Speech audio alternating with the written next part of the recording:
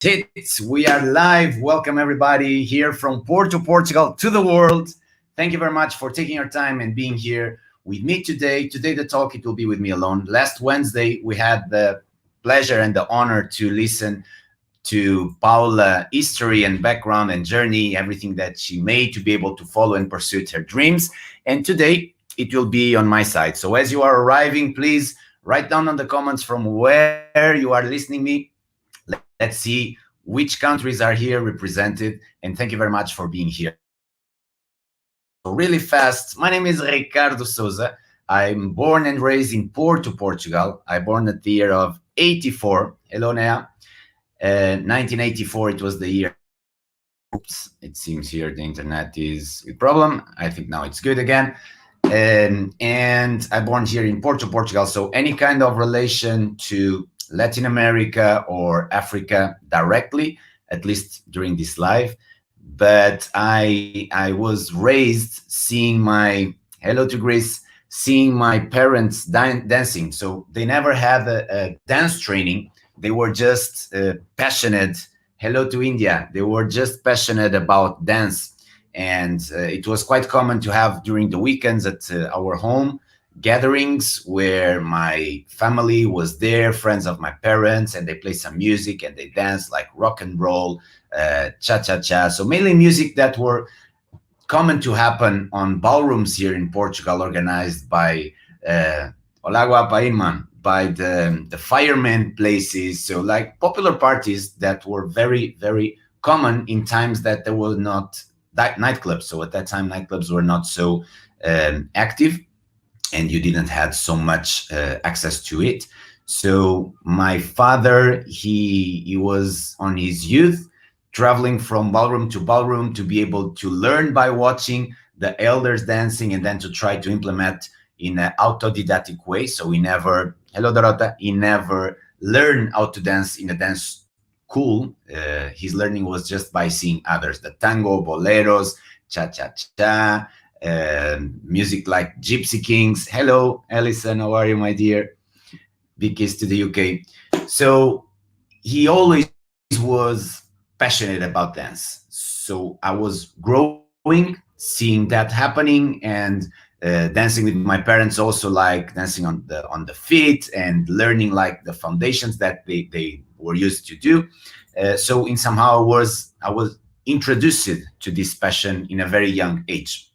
But then I was always very active in a lot of activities. So there were moments that I was playing football, I was learning music, I was also on the church, helping the priest to give the church, a colito. In Portugal, we call it like that. So a lot of activity at the same time. And there was a time back to 99 that I met a person that she was the girlfriend of uncle of mine, and in a birthday party that I met her for the first time, Graça Pinto. She told me, I have a dance school. Do you want to try it? Do you want to come here and test a lesson, salsa lesson and Latin music? And I said, okay, let's try. I had 14 years old at that time, and I went there to test. I was very anxious, almost without sleeping the previous night because I was young at that time, and it was not an activity quite common to a kid of my age. I was playing soccer, and that was my major activity, playing every single day in a team here in Vila Nova de Gaia, my hometown. And I went there to that studio, and I remember that had like a corridor, listening to music on the end of the school. And I went just to watch the previous lesson a little bit, and it was like an intermediate lesson. So I saw like people with the arms up and doing some enchuflas and dancing salsa Cuban style. And I was like, oh my God, this is amazing. It seems like so difficult, but I want to do that. So I get really enthusiastic. And in somehow in that lesson, I was really the youngest in the group. The youngest person after me had like 28, 29 years old. So I was really young comparing to the rest of the audience. And the curiosity is that who was teaching that lesson was Graça Pinto, the owner of the school, and also Paula Loureiro. I don't know if you heard about her, Paula Loureiro. So my first contact with dance, she was there. She was already teaching. She was already dancing for many years, and this was my first contact. So the owner of the school saw that I have some talent, and there was a lack of men attending lessons, and even more on my age, so young age. So she decided to offer me the the course, the Latin course. So I spent some months like learning danzón. A lot of people that are in the Latin community don't know what danzón is, and I start by learning danzón, merengue. Um, and then after starting a little bit of son, and only after Cuban salsa. And at the same time, there was this club that made part of the project of the dance school, Sabor Latino. The club was called Casa do Rio. And I started going there with my parents and being there every single week, Friday and Saturday, Friday and Saturday. My brother at that time, Bruno, had just 9 years old. So he went with us. He was doing like some steps. Everybody was looking to him as so cute that he is. And around 1 a.m., he just went there to a sofa where the people placed the jackets and he fell asleep. So a lot of people from that time still remember to see my brother Bruno at around 1 a.m. to go to his corner to be able to sleep while the party was starting.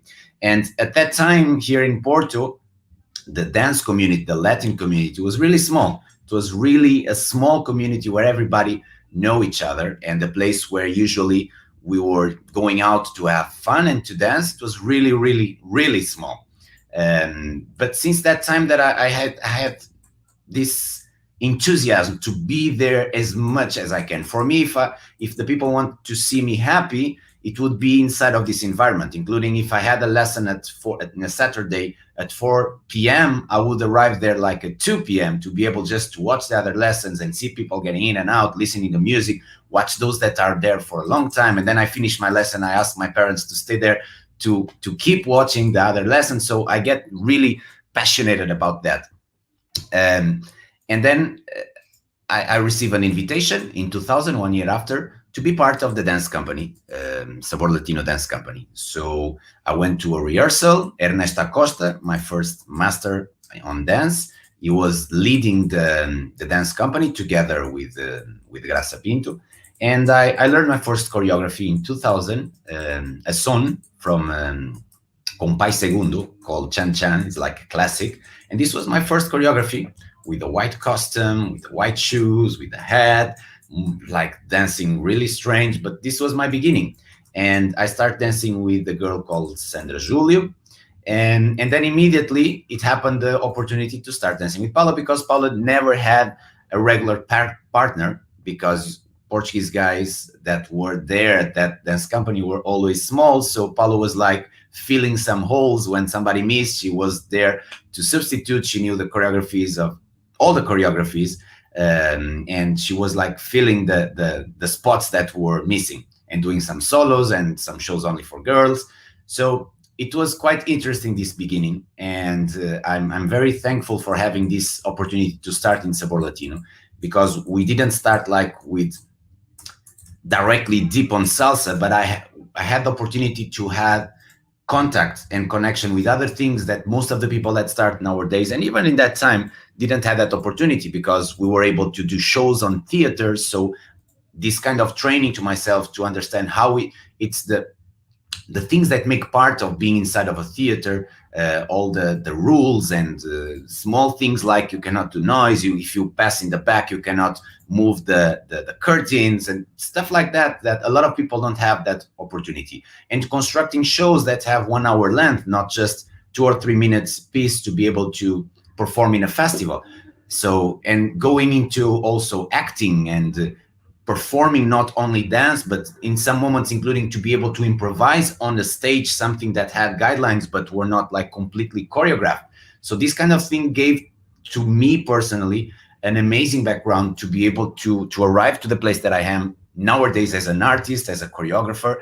And I'm very, very thankful about that, including to have access to folklore dance like joropo from Venezuela, because my master Ernesto, he is from Venezuela. So joropo, tambores de Venezuela, dancing cumbia, merengue, cha-cha, rueda. So a lot of different styles of dance that are not so popular, but are on the foundation and on the roots of so many things that we dance and enjoy nowadays in our community. So this was my beginning, and I was very happy and very committed. Usually, I use this example. I remember having 16 years old, and an aunt of mine, she was getting married, and in the day that she was getting married, I had a rehearsal. And I remember that I was struggling with my parents saying, sorry, I love my aunt, but I have this commitment and I will not miss. So I miss a wedding of a family, close family, to be able to don't miss just a rehearsal. It was not a show, it was a rehearsal. And when I finished the rehearsal, I went back to the wedding. So this kind of mindset already starts from a young age, understanding what was the direction that I want to go. And at that time I was studying, and then I entered into university. I started studying mechanical engineering, but it was something that I like, but I was not seeing myself the rest of my life doing something like that. So it started appearing this call to be able to be more active in this profession and to become something to be more professional in that area. So in 2001, I start having the opportunity, and here is the moment that entered the kizomba, because I was dancing salsa, merengue, and it's a normal journey. I remember being in a club and I just want merengue during the party because it was the only thing that I knew how to dance. And then some years later, as I was, hello Simona, more into salsa, I was complaining with the DJ because he was not playing when he plays a merengue, because I didn't want merengue. So this is a normal human condition. You just want more and more of the things that you are more connected to. And that's why when you go to a party, sometimes in the same party, you will have people saying, oh my God, the DJ is just playing salsa. And in the same party, at the same time, someone will say, oh my God, the DJ is just playing kizomba. So we always have this wanting to be able to receive more the things that we want. And we need to open more our minds. Raquel is saying hello, hello Raquel, but she's here on my side also. How are you? So, and I start discovering the kizomba world still on Sabor Latino in Casa do Rio because of a DJ called Mauricio. When did you get your pants? I will tell that. So the DJ Mauricio, he started playing some kizomba music that I didn't know what it was at that time. I had 15 years old. It was on the year of 2000. And I always remember the first song that I danced because at that time I had 15 years old. And it was a song from Tabanca Jazz, Guinea-Bissau group. And the chorus of the music was saying, Só tenho 15 anos, that it means I only have 15 years old. That was precisely the age that I had at that time.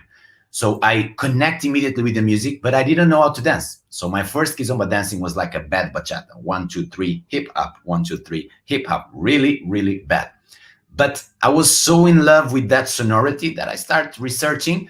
I met some people, some African friends that were also attending that club of salsa, and they knew some clubs of Afro music here in Porto, like Number One. It was the place that I started going out first. And I start asking to go with them, to start watching native people dancing. Big kiss to Libya. And as I was seeing that process, almost like by osmosis, by learning, by watching and trying to reproduce, this was my first learning, like almost like a native way of learning, because I didn't have nobody to tell me how to do it. I was watching, I was trying to imitate and learning with anonymous people that I see and I connect. I remember a Cape Verdean friend of mine that is called Dani. At that time, he was dating with Maria. So it was Dani and Maria. He is from Cape Verde and she's from Angola.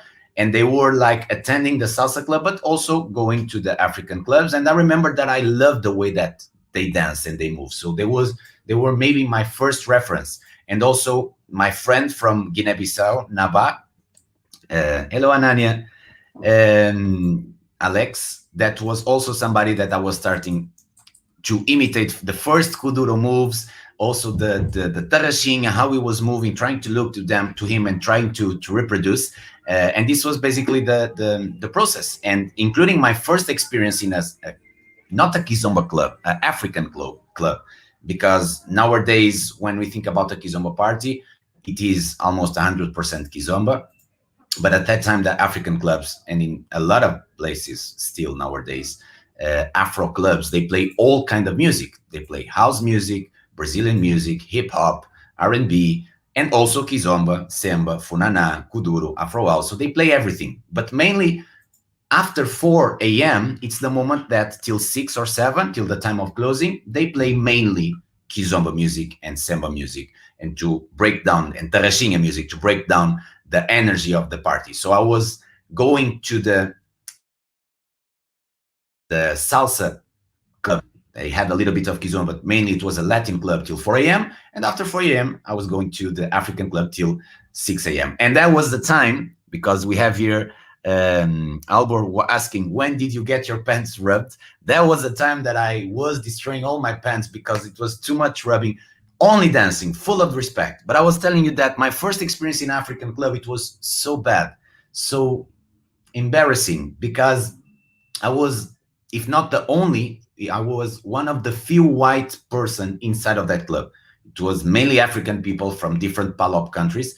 And I went with my African friends, and we went to a group of girls to invite them to dance. So the first one invite, the second one invite, and I went as a third, and I pick up the girl that it was missing. So the third option. And for me, it was okay because I just wanted to dance and having the experience to dance with a native girl.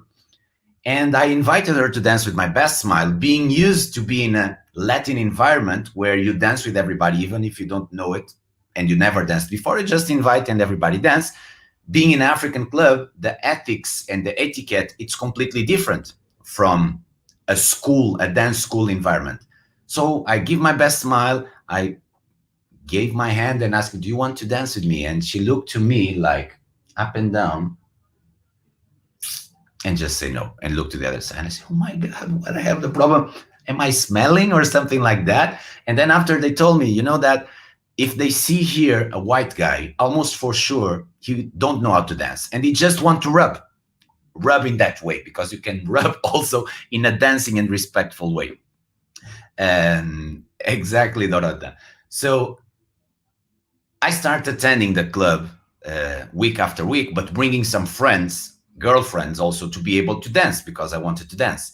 And I can tell you that the biggest achievement that I had in that club was when I had an African girl inviting me to dance. And I truly can tell you it was really because of the acceptation feeling, because they saw me regularly and seeing, okay, this kid, he just come here to dance and he know how to move. So let me try, let me do a test drive. So for me, it was like one of the best feelings, receiving an invitation for the first time from an African lady in the Afro community. So it was really cool.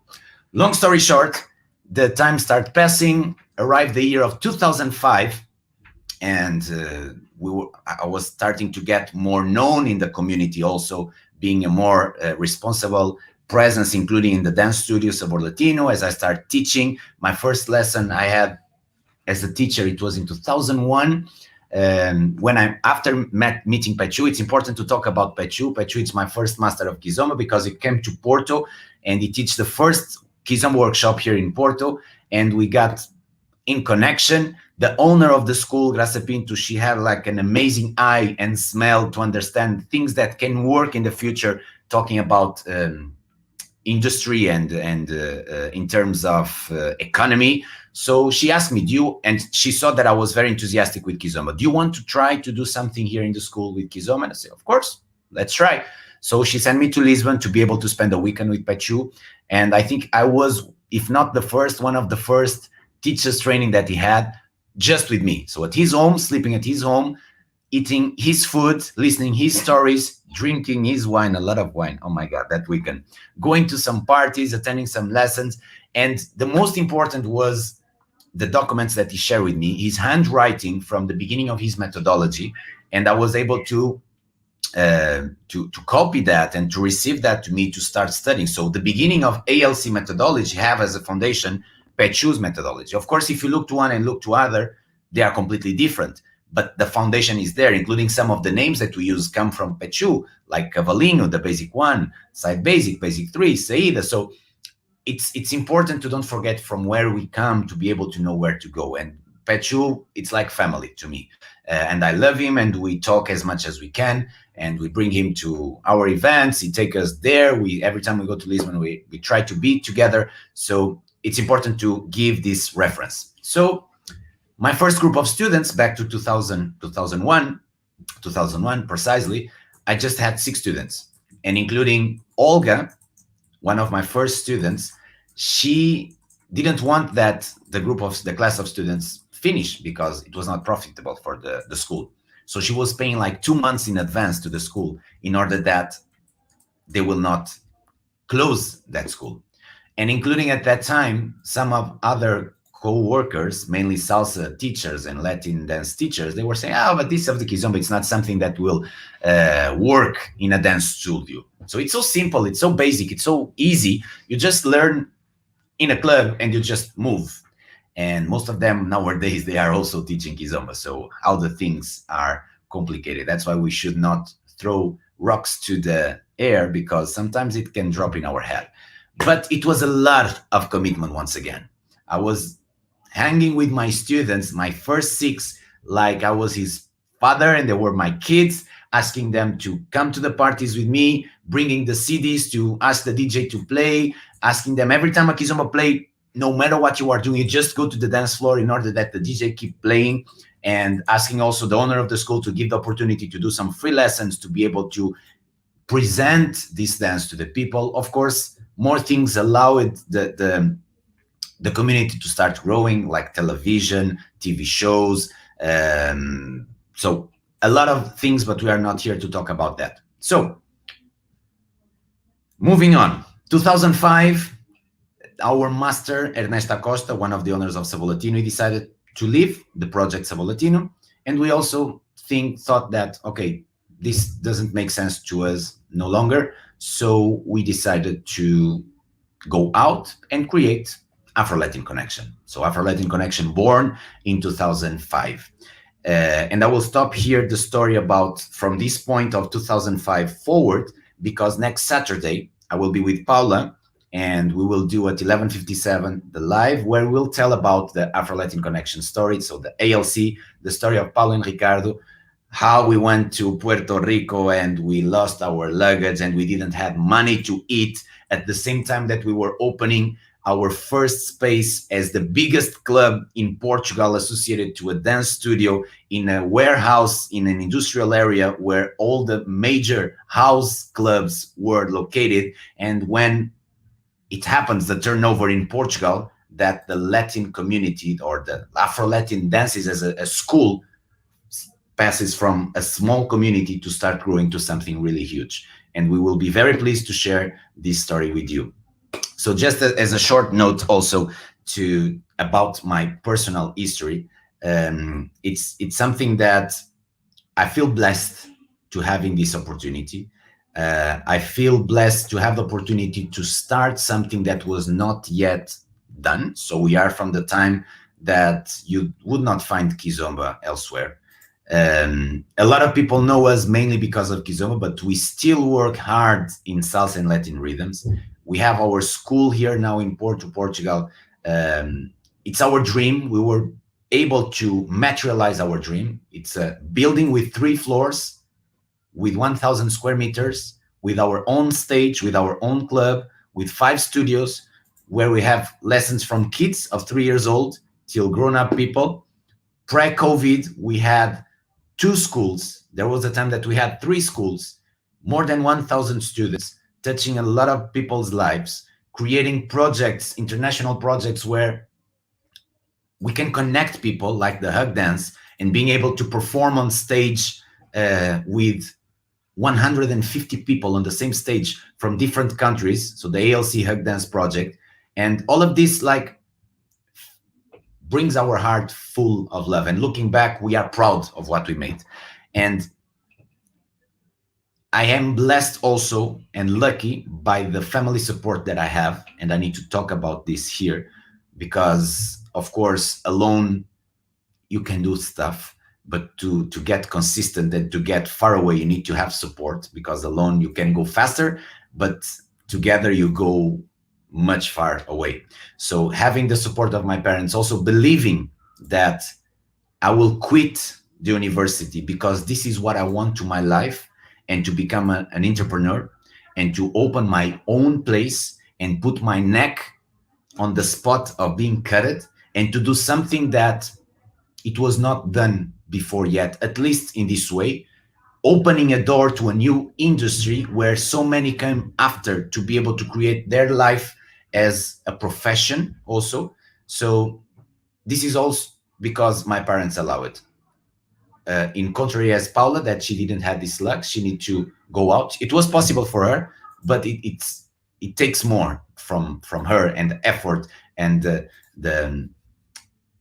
the difficulty of needing to don't have like a stable family support.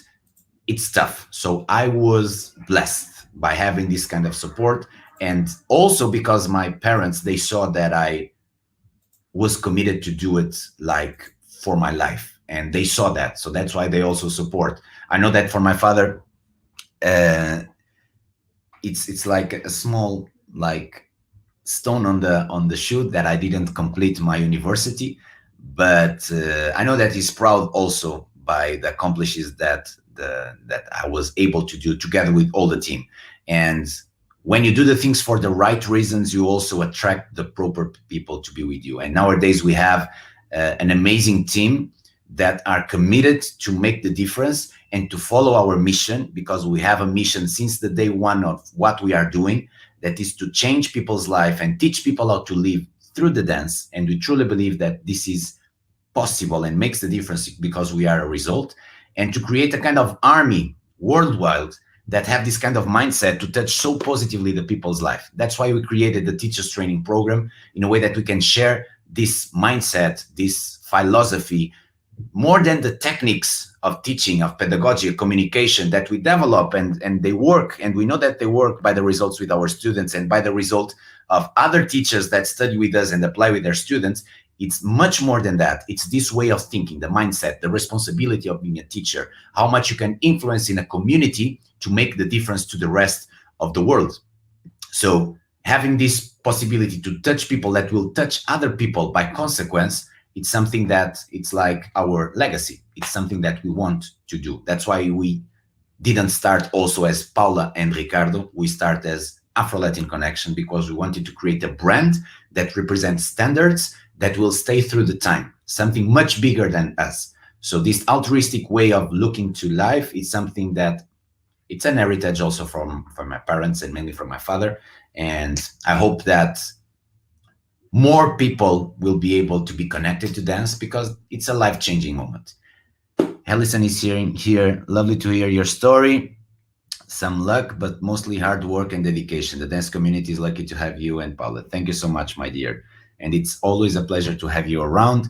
And this dance community allows us also to meet wonderful people like Alison, and to connect people that other way it would be impossible to do it. Being able to travel anywhere in the world, and you just Google it nowadays, where you can dance salsa, kizomba, bachata, tango, whatever, and you will have an open door of a small community inside a big community that makes part of a big family worldwide. That's it for today. I wanted just to share in a fast way some things that are here inside, some things that are not on Instagram, beautiful pictures. It's hard work, like Alison is saying. It's a question of option.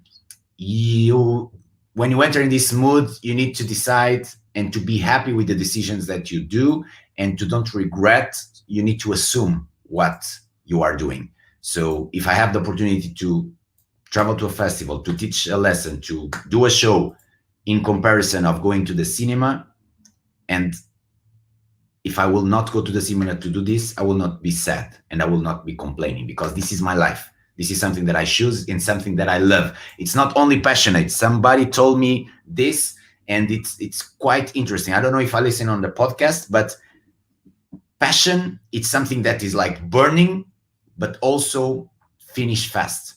So you need to be passionate, of course, but need to be transformed in love. And luckily or not, I love what I do. So that's why it stays through the time. And that's why, in the same way that you do sacrifices for the people that you love, you will do also sacrifices for the job that you love.